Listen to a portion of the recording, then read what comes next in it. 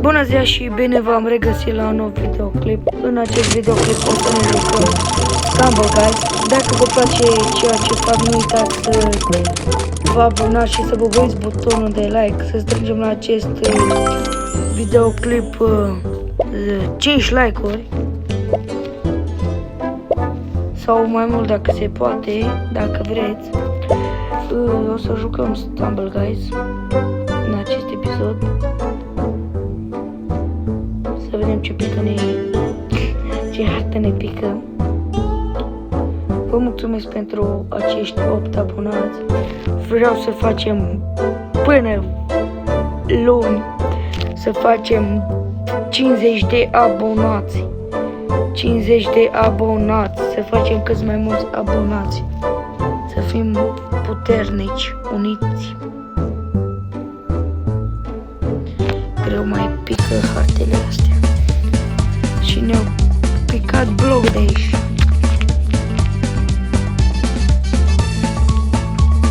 Dacă vă place ceea ce fac, nu uitați să vă abonați și să dați un like.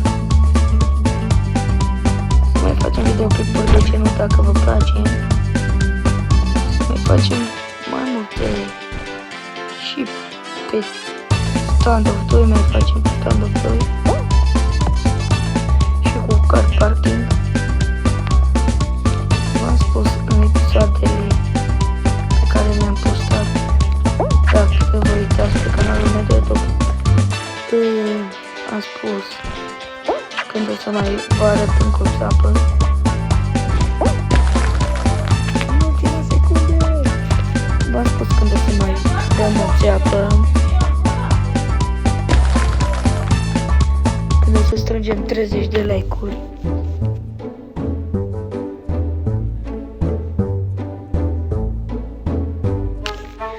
Ne-am calificat în această rundă, suntem în semifinală.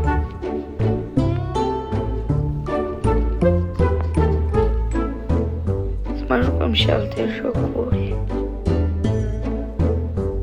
Poate Minecraft, dacă vă place.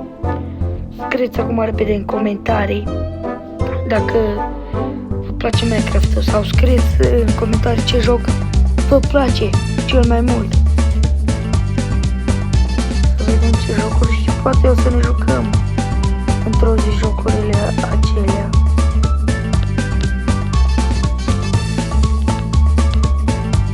Dacă chiar vă plac. Să văd care e cel mai votat vlog și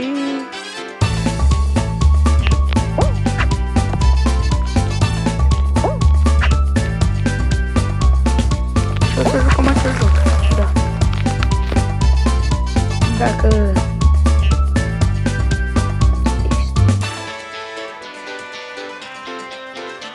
și ne-am calificat și de data asta. Acela nu s-a calificat. Să vedem cine va lua coroana.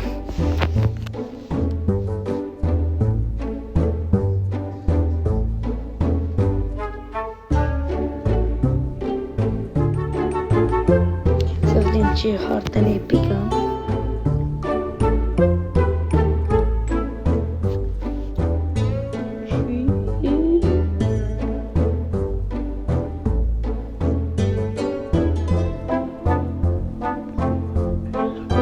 Deci, cred că câștig. Cred, nu sunt sigur. Sunt bunice la harta aceasta. Îmi place Laserdash și Block Dash îmi place cel mai mult. La harta cu Laserdash și Block Dash.